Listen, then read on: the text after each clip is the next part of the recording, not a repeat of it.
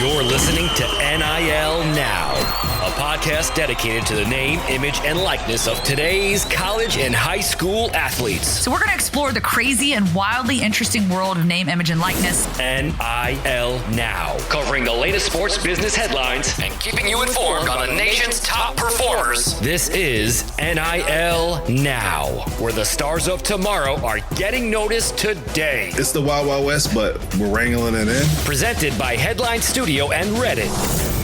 Here are your hosts, Lauren Sisler and Kevin Jones. We are back. New year, new episode of NIL Now, a production of Headline Studio and Reddit, where we cover the crazy and wildly interesting world of name, image, and likeness. We hope you all enjoyed happy and healthy holidays. We're excited to break down some of the big NIL headlines, especially coming to you from the early National Signing Day period and bowl season. Later, we're going to hear from AL.com Alabama beat writer Michael Casagrande, one of my colleagues, former colleagues at AL.com. So stick around for that. And then Kevin, he's here to lay some truth on us, because that's what he does best. That's right. NIL headlines. Let's jump on into this bad boy. Lincoln Riley gave some thoughts, some insight on the early recruiting cycle, the NIL, I guess, in the recruiting cycle. And so during early National Signing Day, which is obviously even different at this point in time than even just a few years ago, so you've added this other layer to things. He said during the early National Signing Day period press conference, he touched on the role NIL plays in recruiting high school players.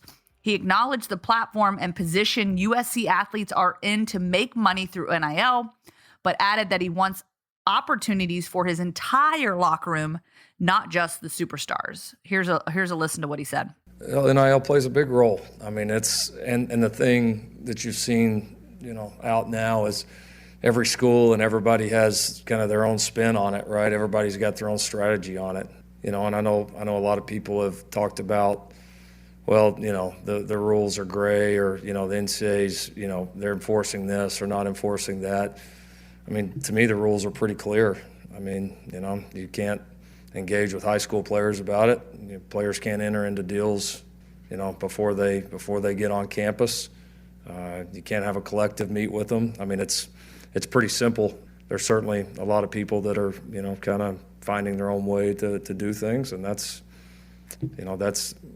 always been the case in college football, though. I mean, it's just probably a little bit more. There's a little more light on it now than maybe ever before, which maybe as time goes on will be a good thing. We'll see how it all plays out. So, and I think with that, just like we've become more comfortable with the university that we're in and learning about the types of players that will do best here, I think we as a staff have been able to work with our administration and our people to be in a really good place from an NIL perspective, and I think we're very, very confident and secure in the opportunities that our guys are getting. But the reality is, this day and age, listen, you got to make decisions and on how you're going to handle this, because it is so new and right. There's no manual.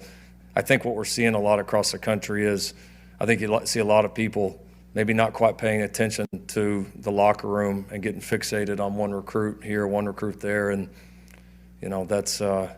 There's some obvious big risk with that, because at the end of the day, this game is still a team game, and the best teams win this game.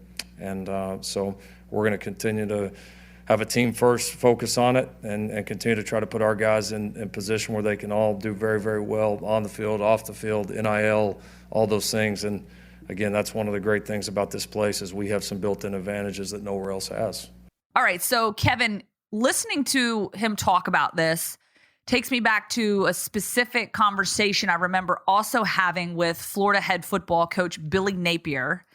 Kind of his comments were specific to, oh, by the way, we have guys that come on our team. We have players that are signed onto our team. They're already making money before they've even earned the nameplate on their jerseys, before they've even earned playing time, earned the opportunity to be out there competing. And so I get what he's saying. And I think this is a question that honestly probably came up, in my opinion, very early, and a question that I had when this whole NIL thing was just sort of in its baby phases. The discussions were happening. We knew it was coming.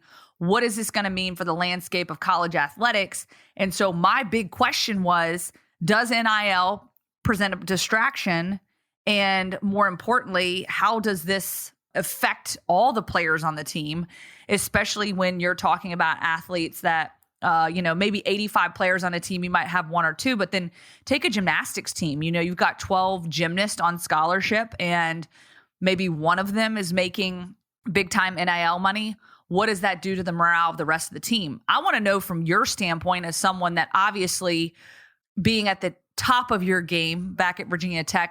Let's just say someone's gonna float you, let's say $50,000, $100,000. I mean, you're worth way more than that, of course. But as the star running back of the team, how does that play in? Like if you're the running back of the team and you're making X amount and guys around you are not, does that affect the guys around you? And does that affect also your way of thinking?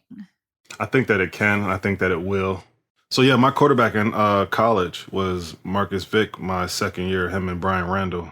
And I remember Marcus pulling up one day with an Escalade and some jewelry. And I think, it caused a little bit of, distraction amongst the teammates just because they couldn't get that or they couldn't have it. So I think in some cases, as you can hear out here, I think at Tennessee, they were talking about some issues there and a fight broke out because of NIL deals, people just not feeling valued. So I do think that can happen, but I think it's up to the coaches and to the staff to figure out how they'll be able to get some of those team deals where everyone feels like there's an equitable culture of compensation. That's what we like to call it over here. I think that it's definitely something that should be the coaches, staff, and people should be alarmed about. But it's also real life too. When you get into the NFL, you play on the next level. The quarterback is making a certain amount of money, the receivers, and you just never know. It's all about how a team values you and how they see you in an overall bigger picture. So I think it's something that is allowing players to experience that at an earlier age, but it's also something that you have to manage and keep your eye on. Well, and I think maturity definitely falls into that in a big way. And obviously maturity is still very much growing and developing. And kind of what you said about the NFL, I remember my trainer, Lewis Sanders, he played in the league for, I think, almost 9 years. And I remember him talking specifically about how guys would literally get their weekly paychecks and how different they were, right? Like you'd have a paycheck that'd be, you say a weekly paycheck worth $2,500, and then dude over here have a paycheck that's worth $100,000, and that's in like 1 week, right? And the way that was kind of disseminated and deciphered, I guess it would be easy to look at that because to me, a weekly paycheck of $2,500, I'd be like, boom, yeah, heck yeah. But then when you see the dude next to you, $100,000, it's like, whoa, like way out of my range, totally different league. And so, I feel like there would be some comparisons. The other thing I want to bring up, Kevin, in this case, this just comes to mind as someone, obviously on the gymnastic side of things, the money isn't necessarily there. Although in a previous episode, we talked specifically about one of the highest paid athletes being Olivia Dunn from LSU. Also another one, Suni Lee, who was an Olympic gymnast, Olympic gold medalist just in this past Olympics, who really made headlines, just for her performance. And then obviously having gone through what she did with her national teammate, her USA teammate, Simone Biles. One thing that caught my eye specifically and really kind of resonated with me is that Suni Lee was quoted saying that she felt like she had imposter syndrome. And what she meant by that was that, a lot of people felt like that gold medal was handed to her because of the fact that Simone Biles was having obviously some mental blocks and had to essentially resign and take herself out of the running. In all fairness, it's kind of like if she would have been injured or whatever it is, that she felt like she didn't, win that gold medal fair and square, I guess is kind of what she was getting at. So I share all that to say, do you think there's a level of also imposter syndrome that if you're one of the top athletes performing and then let's say you do get injured or you are no longer the starting quarterback or the starting running back and you're now fourth on the depth chart and you've been cashing all these paychecks but you aren't living up to the hype and standard, there's got to be a lot of pressure under that. And it's got to just add another layer of maybe anxiety for a lot of athletes that feel like maybe they're not performing up to the level that their expectations were, not only from a fan standpoint, a coach's standpoint, but now from a monetary standpoint. I think that's a good point. Hadn't thought of it from that perspective, but yeah, you would have to. I mean, could you imagine being the starting quarterback, getting some NIL deals, and the next thing you know, you're not the starter. You've locked in that contract and you're still, being paid. But again, like I said, that's life. For two, look at Russell Wilson at the Denver Broncos right now.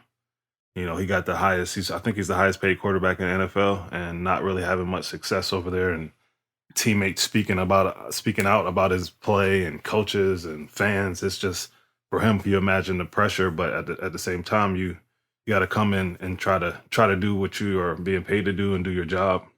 College is obviously a little bit of a different perspective, but at the same time, the results, you got to go out there and handle business. I mean, now that I would say that the athletes are being compensated or taking part of the business side of their name, image, and likeness in college sports. You almost got to treat yourself as a business and go out there and handle business no matter what the pressure is. You're already at this level of playing big time college sports, then the pressure is already great. I do think this adds to it, but I think they're already primed for pressure. Yeah. And before we jump into our next segment, I do want to say, from a personal experience and standpoint, I was on scholarship at Rutgers. We didn't have full scholarships, mostly because we were a tier 2 sport. So even though Division I, technically most gymnastics teams offer 12 full scholarships, and at Rutgers, the funding was not there. So it ended up being, I think, 4.6 scholarships. And so that could be divided however the coaching staff wanted to. Now, granted, I was very fortunate that I was given maybe a higher dollar amount than some of the other scholarship athletes on the team.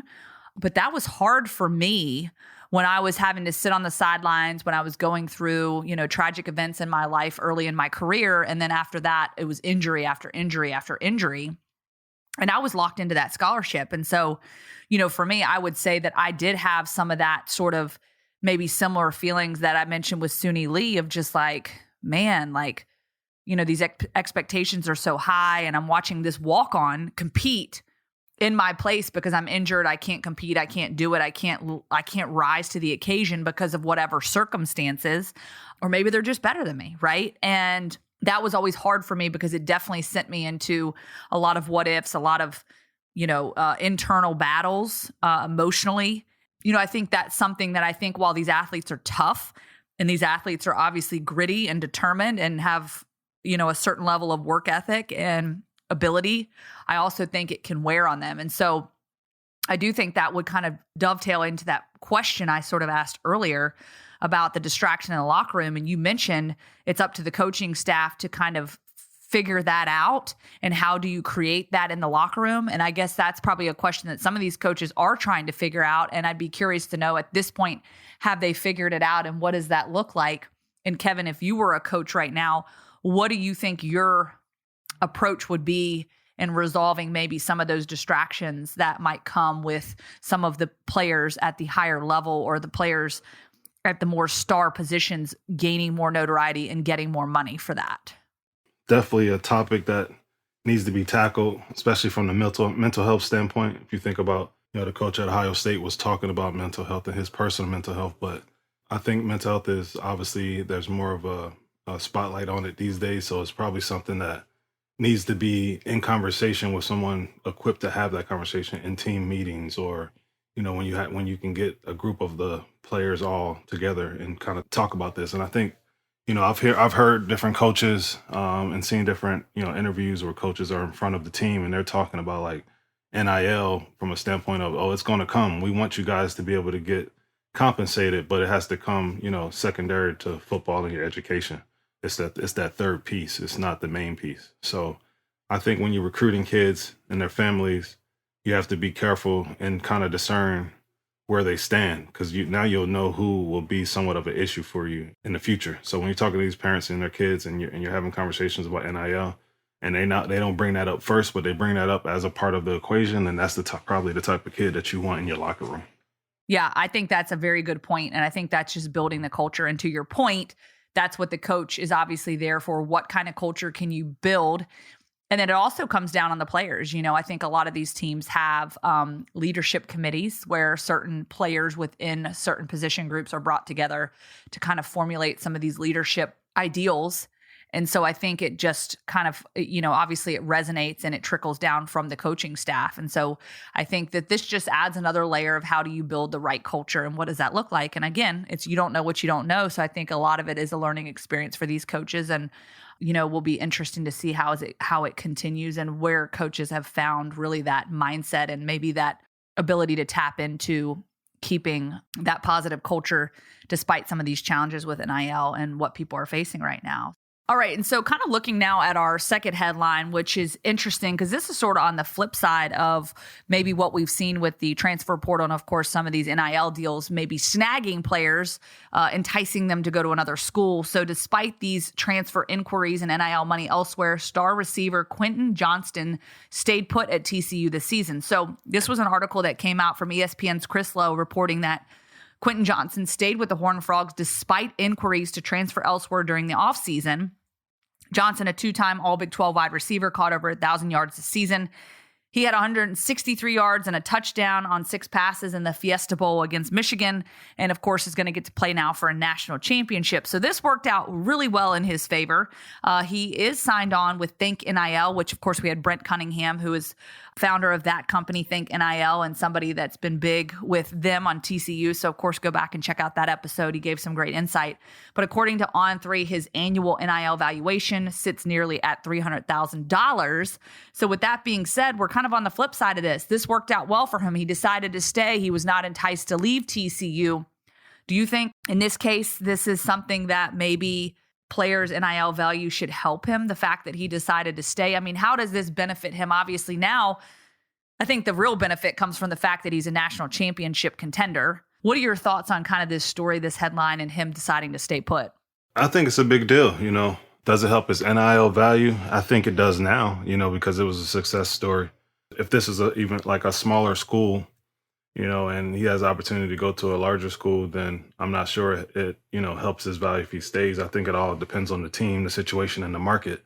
So you kind of got to always be thinking about those three things. But for him, definitely, this is going to be huge for his personal growth. I also think his NIL value goes up with that team, especially now that they're going to be in the national championship. A lot of people are going to be watching. A lot of people are going to be talking about the story that he stated. He came back. So I think people within the organization, the team, the fans, they're all going to be, and the alumni, they're going to be happy and wanting to do big things for him. Yeah, one thing that he was quoted saying in this article that really kind of jumps off to me, he said, I feel like overall that people are going to see dollar signs, and obviously it's not something to be taken lightly. You see X amount of dollars and say, why wouldn't I go there? But if you're offering that to 3 5-star players on the team playing the same position, someone's not going to get to play. So you're going to have the money, but if you came to play football, which is why I try my best to try not to get caught up into it. So I think that kind of shows the level of maturity for him in recognizing like, okay, let's just say TCU, like I said, his NIL valuation's at $300,000. Let's just say that, somewhere else was going to get him upwards of $500,000. Okay, wow, that's a $200,000 price difference. That's a pretty big deal. But also, I think you have to point to perhaps the maturity of him, the player, and also what he's been taught and maybe some of the values that he's created for himself, and recognize, hey, if I go to these other places, I might not have the same opportunity. He also knows what he's up against. I think in that team, in that locker room, he knows where he's at. And let's be real, KJ, like just picking up and going to another team is not easy. You don't walk in that locker room and immediately earn respect. You don't walk in that locker room and immediately have your brothers for life. That takes time.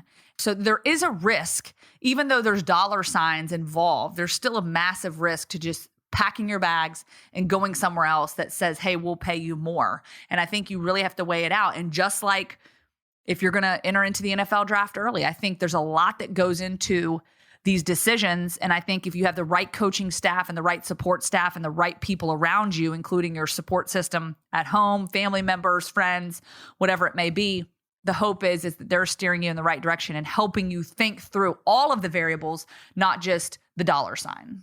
Yeah, you definitely have to weigh those different variables. You got to know who your head coach is, who's the offensive defensive coordinator, who's your position coach, how many players do you have in at the same position?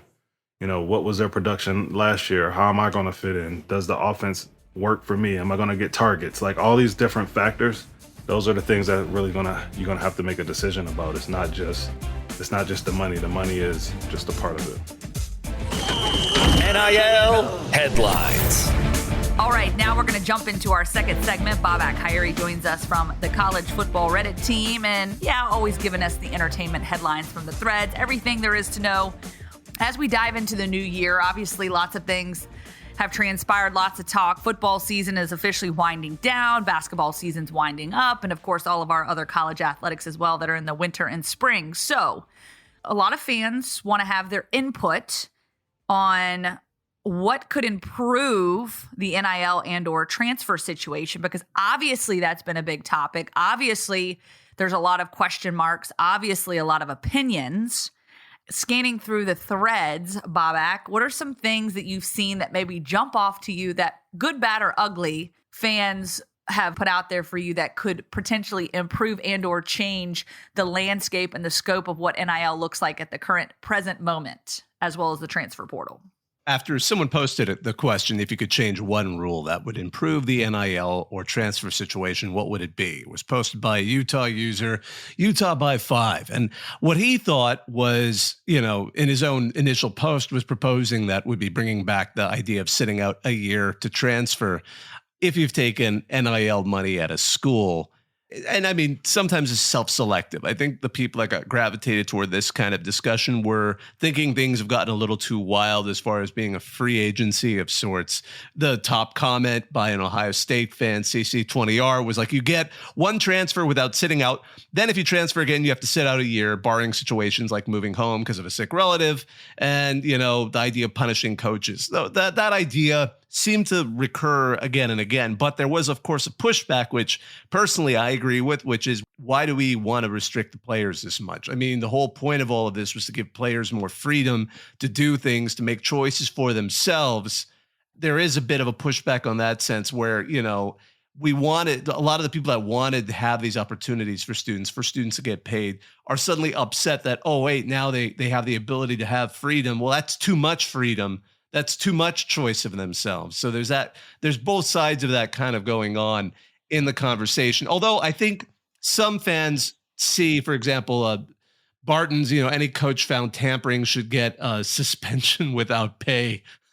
Well, we'll see how that one would ever work out, right? But I think some of the other ideas were just putting all of the NIL offers on the table. And that one, I think, maybe has some merit to it. The one person suggested, like, if you're giving out 70 of these offers, you got to have them all listed in a database. That way the players can see what you're actually putting out there and whether or not your team could ever fulfill that. But that was basically the gist of it. A lot of folks were kind of all over the place because, I mean, some folks were like, this is the inevitable reality of where we were headed.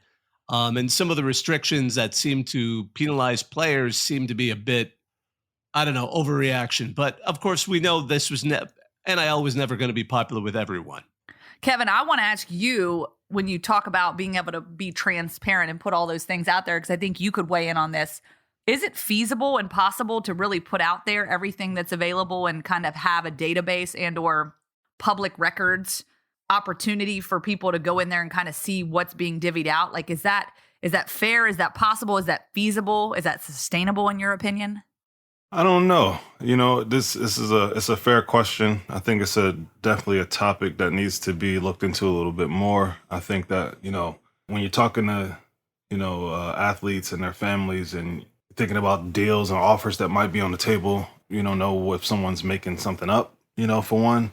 For two, I do think it's valid if a kid is, has offers but don't really know how to track those offers and have the details line by line on what school is offering what.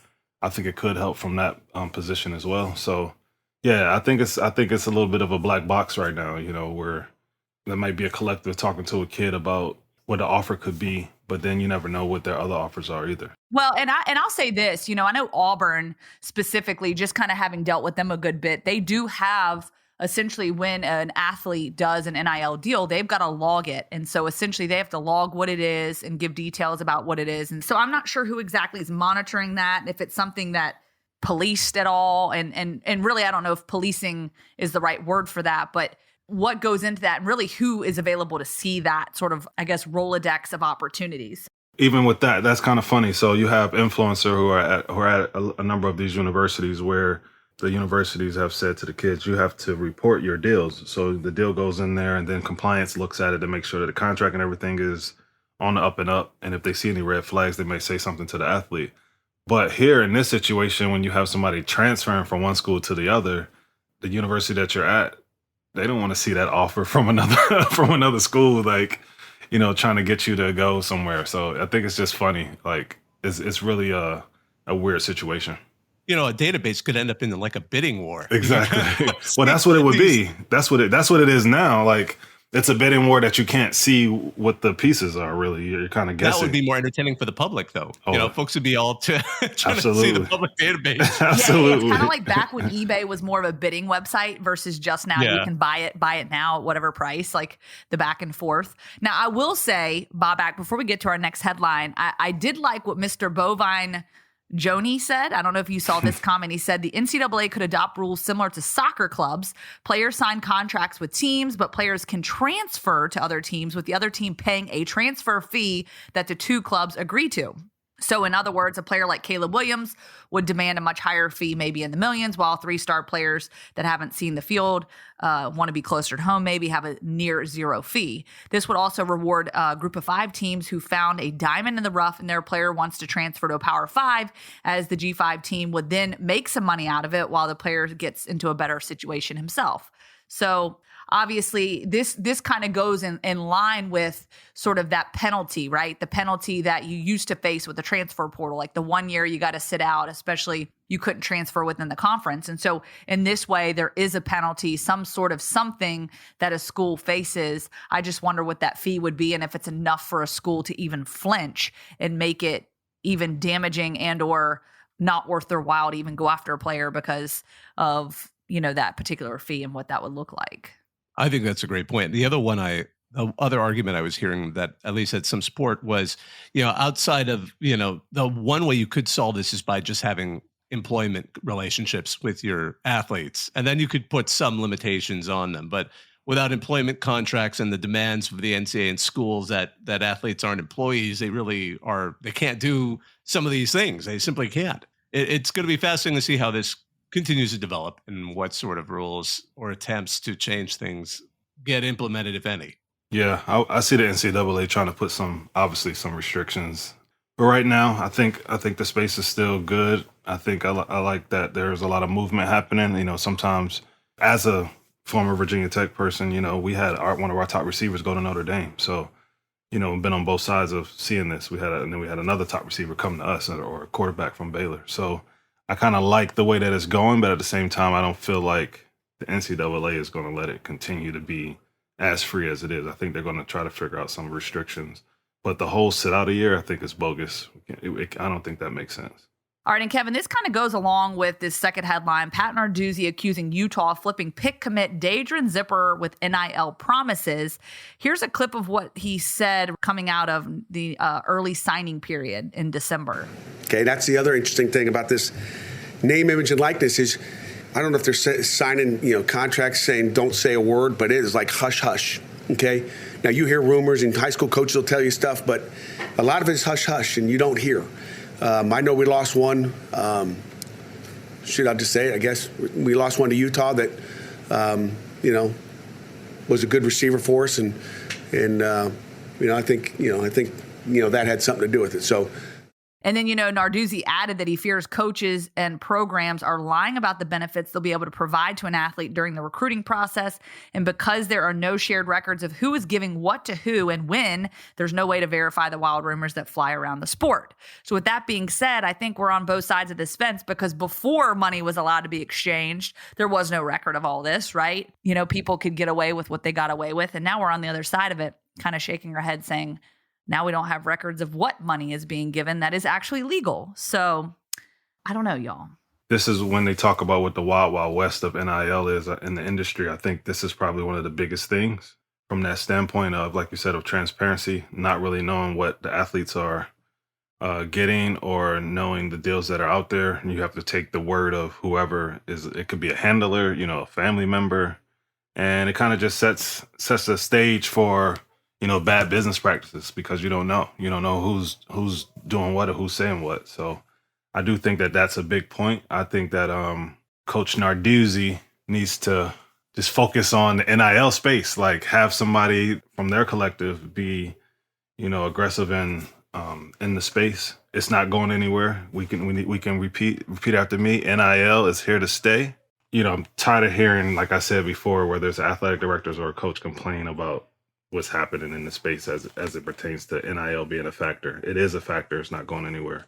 But I do think that there could be some pieces put together or put in place that, bring some transparency to the space. I think that's one of the main pieces that's making this continue to be the Wild Wild West. Yeah, and as they were talking about it on RCFB over on Reddit, they remember that Narduzzi had earlier complained that Lincoln Riley had used promising, lucrative NIL deals to convince, their superstar receiver Jordan Addison to come over and become a Trojan. And he also said, which was really strange, just a few weeks earlier, he had already kind of said that there was tampering going on with UNC quarterback Drake May being promised $5 million to transfer from Carolina. And that didn't even involve his team. Actually, the top comment by Revitz was, "This dude cries a lot," which is unfortunate because it's become kind of a trend. And I kind of get it, because Narduzzi, every time somebody's complaining about this, it's usually Narduzzi, and he's usually saying something. And to the point where I think a lot of the fans are like, well, you are in a P5 conference, dude. I mean, you should be able to at least compete somewhat, especially, this is a 3-star recruit, and that's not to denigrate him at all, but it seems kind of odd that this is what the fight is over it. And one of the Utah fans, Hunt from the Front, noticed that he's actually one of their lowest rated recruits in the class. And they're not sure they would have necessarily, quote, opened the Brinks truck for him specifically. And, it's really funny when you see fans from rival schools, even a Utah State fan was like, why is Pitt here freaking out about a famously under-talented and overachieving Utah football team is supposedly buying all the top end talent? This seems really funny. I mean, one of the other Utah fans was like, I never would have in my wildest dreams guessed we would have been accused for something like this, which to the support of many an Alabama fan who thought they would be the ones accused of that. Another one, an Oklahoma fan, Chief Big, welcome to 2022, Pat. And I guess 2023 at this point, right? And then another user, Tarmac, who's a USC fan, which goes to an old joke among our fan base, but he quotes Narduzzi, "I would like to speak to the NCAA's manager, Karen Narduzzi." So it's a bit of a dog pile over this one. Yeah, all complaints is, we're not going to use the word complaint anymore or crying. We're just going to call it doozy. We're just going to change the word. Don't be a doozy, right? Instead of don't be a Karen, don't be a doozy. Exactly. Just focus, get your NIL program together. You know what I'm saying? And they have one. So that's the other thing of this. It's it's not like they're not offering kids to, come to Pitt through NIL. Like every school is doing that. The door swings both ways, man. One person actually suggested that there should be an RCFB Hater of the Year, and the name of the award should be the Narduzzi Hater of the Year award. That would be good. Yeah, I don't want to beat the dead horse on Coach Narduzzi. I don't know him personally, but some of this is just coming off a little bit of a whiny, and I know they have a good NIL program, so they just need to focus on that and getting those kids to Pitt. Don't worry about everybody else. You're listening to NIL Now.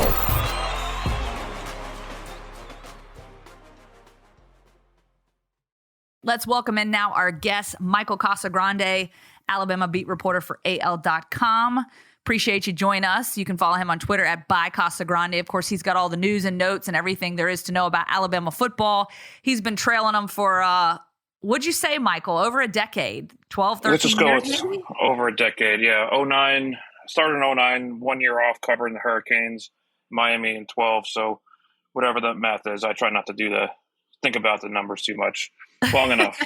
Long enough, right? Well, you've been with them a long time. Obviously, I know when I stepped foot in the state of Alabama in 2011, you welcomed me with open arms. So I much appreciate that, when I was a young budding journalist over there at the local CBS affiliate. I don't think you're that much younger. We're about the same age, so it's not like I'm some old timer. That is true. Yeah, I guess just first and foremost, I'd love to know from you, obviously now that NIL is essentially from a football standpoint, we'll say, has been in the mix for now 2 football seasons. I want to get your overall thoughts on NIL, maybe the pros and cons, things that you've seen that have changed the landscape in your opinion, since you've been kind of doing this obviously for several years and have been embedded in this Alabama football program. It's been interesting for 2 years. I think it's been shrouded in mystery. I think we're still trying to figure out the overall impact of what this whole thing means. I think it's overdue in a sense that, it's been probably criminal if you take this to court to not allow athletes to profit from their name, image, and likeness. There's no other realm where someone doesn't own the rights to their own name, image, and likeness. So, and because it's been so overdue, I think the dam broke. There was going to be some kind of Wild West element to this. There was going to be a lot of unknowns to how it was actually going to all work in reality, because there's a marketplace that just never existed and suddenly was flooded. So it's been all over the place. I think it's positive that someone can profit off their name, image, and likeness, and there's been negative in some of the way it's been used in recruiting, and it's changed that whole landscape. But I think a lot of it is we're still trying to get a full data set, full examination of how it's all actually worked in the real world. And it's hard to, because it's mostly done behind closed doors. How do you feel it's been handled at Alabama thus far? It's a great question that we're still trying to figure out. We've tried to figure out exactly, we were trying to track some of these deals, see who was doing what. We tried doing open record requests for records as to interactions for, how many of these players were getting deals, because they had to go through the school to register that. We've been denied on every kind of record request to see kind of numbers for how many people are participating. I think the question is, how much are these deals worth, and how many people are getting paid? What's the real impact? And I think we're still trying to figure out. Clearly, Bryce Young, Will Anderson, the top 1% of these players are doing very well. How much is it helping the rest of the locker room? It's a good question. And how much, is the resentment? That's the thing people always want to talk about. Does the offensive line resent the quarterback who's making 7 figures? And I think that's the kind of thing that's going to come out in time once we can talk to some of these players, once they kind of cycle through, filter out, get outside of the bubble where they can maybe speak more freely as to the full impacts of it. But, there hasn't been any rebellion that visibly within the program over any of these guys getting paid. Yeah, I was just wondering, what's your thoughts on some of the public conversations that, a lot of people have heard with Coach Saban, with Jimbo Fisher, and then also Deion Sanders in his NIL space. I think that's been an interesting topic that a lot of people just want to hear what other people think about it that's closer to the program. For sure, yeah. No, it was a crazy few days in May of 2022, quiet time of the summer, and all of a sudden it was 0 to 100 miles an hour real quick that day, that night in Birmingham. I was there with Saban and stuff. I think Saban's he's always kind of been one of the, thought leaders, but he's always been pushing for whatever he wants legislatively, publicly. And I don't know if he knew that we were there at that portion of that public speaking engagement. There's some debate over whether or not he knew that this was going to get out to the public the way it did. He was clearly frustrated with what he perceived to be Texas A&M purchasing a class. They suddenly had the greatest recruiting class in the history of college football, after having good recruiting classes, but not anywhere in that neighborhood. But there's so many gray areas within the rules as to what can be offered and who can be offering. And when they open the floodgates and there aren't as many true guardrails as to what the rules are, they're going to find, people will find the gray areas. They'll find the cracks and exploit it. And it's not even clear what's right and what's wrong. Everything that used to be illegal is now questionably legal. And so I think for that first year, I think people were going to try everything they can to find how far they could go without getting in trouble. A lot of the coaches, they want the name, image, and likeness to be part of the players once they get there. But if it's being used as an enticement to bring players in, get into a bidding war, and of course these things happen behind the scenes before NIL. It's not necessarily new. It's more in the open in that sense that there have been bidding wars from boosters over recruits forever. I think the numbers are just getting bigger and it's more public.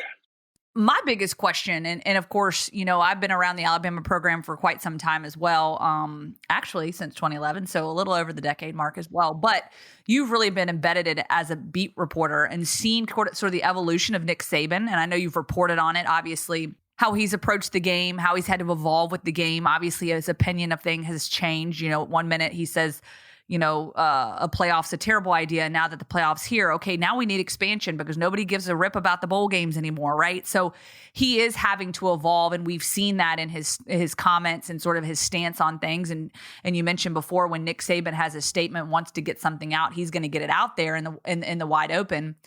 I guess, we've heard the term rat poison, which, by the way, was that your question that invoked the rat poison comment at that game? That will forever be my obituary, the person called rat poison. So you got the rat poison out of Nick Saban. So that's just forever been out there, and he talks about it often. So would you say, even just kind of looking at this year with the way things have been with NIL, and we'll add transfer portal to that, because obviously Alabama saw a plethora of guys jump in the portal, more than we've ever seen in the history of Alabama. Do you think that there's some frustration, or do you sense that Nick Saban is in a different world, or maybe having to deal with things that maybe some sense of loss of control that maybe he felt he had before that now he doesn't have as much control over? Maybe in a sense. I think the transfer portal and NIL are kind of separate issues. And it's not even like the portal itself. It's more of the loosening of some of the transfer rules that have allowed players to transfer without sitting out a year. And he's always talked about it being free agency. And the counter to that, I've always said, is that there's free agency every year with coaches who, everyone talks about loyalty, players not having loyalty. Coaches will recruit a player one day and sign a contract and go to another school the next. So it goes both ways. And I don't really hear so many people complaining on social media about coaches taking new jobs and bettering their opportunities. And if a player, they're not all the same situations. And there are times, Saban has said it, I think he said it a year ago, that the good players aren't the ones transferring from Alabama. And for a while that was the case, but there have been a few situations. Jalen Hurts clearly wasn't a bad player who left Alabama. Drew Sanders is an All-American at Arkansas this year after transferring from Alabama last year, leaving for the draft. It's going to be a first-round draft pick. So they've also until this year, done pretty well bringing the right transfers in. Jamison Williams clearly was a big hit in the transfer portal a year ago, 2 years ago now, I guess. So there's clearly more outgoing than incoming, and they can be more choosy with the incoming guys. So in that sense, he kind of has some control. But there are those guys that are going to surprise them and that are going to be the ones that they wish didn't leave. So, yeah, I mean, there are more factors involved, and it might be more in the public eye than it used to be in the past, because there are always guys who are going to be disgruntled and want to leave. But the loosening of the rules made it easier for anyone to leave. I think that for every college right now, whether, Coach Saban or any other school, it's just a new era, right? So everybody has to kind of like fall in line and figure this stuff out. But I do think that, most players, some of the strategies that coaches have had or athletic departments or teams have had in the past where, it becomes a collection of players where you're recruiting players also against another school so that another school doesn't have them. Sometimes you don't even have intention of playing these players over your Alabama in-state kids and stuff like that. So that's going to backfire. I'm not even saying that for Alabama in general. I'm just saying like for college sports in general. You're going to have to recruit kids because that's who you want. That's who you're going to play. You're going to have to be honest with them, or a lot of it's going to start to backfire as these teams are seeing today that guys and gals are leaving because they've been sold a dream. They're not playing. They're ready to play, and they can play. So I just think that it's a new era of college sports. At Alabama specifically, when you sign number one class every year, 5 stars, high 4 stars, your collection of all those guys, and there are only 11 starting spots, there are going to be people who can definitely play and start elsewhere, who can find a better opportunity. I know we've tracked that in the past, who's transferred and what they've done.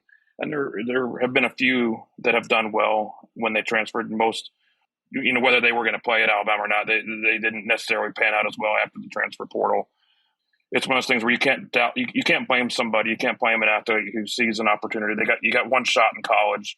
Yeah, it's not all bad either. I think that, I know at Virginia Tech, there was a handful of guys, probably, 8 guys who got to go and get better opportunities for their skill sets. And sometimes it took them dropping down from a D1 to a different level of football just to go and be able to actually make an impact for themselves at another team. So it's not all bad. Some of it's good, some of it's bad, but for sure. Well, and I think the last thing I'll leave you with, Michael, as we kind of wrap this conversation up, I mentioned that Nick Saban has obviously had to learn to evolve with the game, with the pace of the sport, with things always changing. Do you think that with the landscape of college football and what it's turned into and maybe the direction things are heading, do you think that this is just kind of part of Nick Saban getting used to this just being another wrinkle in the process? Or do you think some of the joy of the sport and coaching at this level, because obviously he's experienced, coaching at the NFL as well. Do you think some of the joy has been taken out of it? Or do you think this is just all part of, once again, another wrinkle, another layer in a couple years? We'll have moved past this and he'll be focused on something else that he's working on trying to overcome. That's the question everyone around here is asking. That's the question I'm asking. I'm curious. I know he said last preseason SEC Media Days that he's enjoying this, that he enjoys the challenge. And, I guess I was maybe not taking that as seriously. I think this is frustrating for him. I think a lot of this stuff is frustrating and a challenge. And at 71 years old, he's evolved a couple times and has done well in those evolutions. And you wonder how many of those revolutions does he feel like doing with. I'm not saying I have any information that says that he doesn't like it, but I think, it's a lot happening at the same time that takes away some of, we've talked about some of the control that they have on these players. So we'll see. It's the kind of thing where we're monitoring that. We're monitoring a number of different ways of sources to really get into what he's thinking, how he feels about it. And I think he's still learning with how it's going to work at the same time as well. It's been less than 2 years since the NIL floodgates opened up, and I think they're all still trying to figure it out. And I love that you say we'll see with a big sigh, because I think that's how a lot of people are feeling about this. Yeah, it's work. It's work for all of us. Yeah, but at the end of the day, it's more work for us. But I think it's been long overdue. It's for the NIL to be part of the way this works. This is $1 billion industry, and the players deserve to get a piece of that. All right, a big thank you again to Michael Casagrande of AL.com for joining us this week. You can follow him at @ByCasagrande on Twitter. You can also follow us on NIL Now Show on Instagram and Twitter, and also the Reddit team and family on Reddit NIL. So tell a friend about this. Let us know what you think about the podcast. Jump in, make comments. Let us know your thoughts. Send us your inquiries. Hey, if you want to come on the show and be a guest, you've got some insight, we'd love to have you. So reach out, let us know, and you can find next week's episode out wherever you listen to your podcasts. Thank you again to Bobak and the Reddit College Football team for their help. You can follow them at Reddit College Football on Twitter, also online at Reddit College Football. I'm Lauren Sisler. My co-host is Kevin Jones. A big thanks to our audio engineer, Colin Schmaling, and our associate producer, Dean, and our executive producers, Richard Diamond, Selena Roberts, and Scott Broder. Until next time, see ya. Thanks for listening to NIL Now, presented by Headline Studio and Reddit.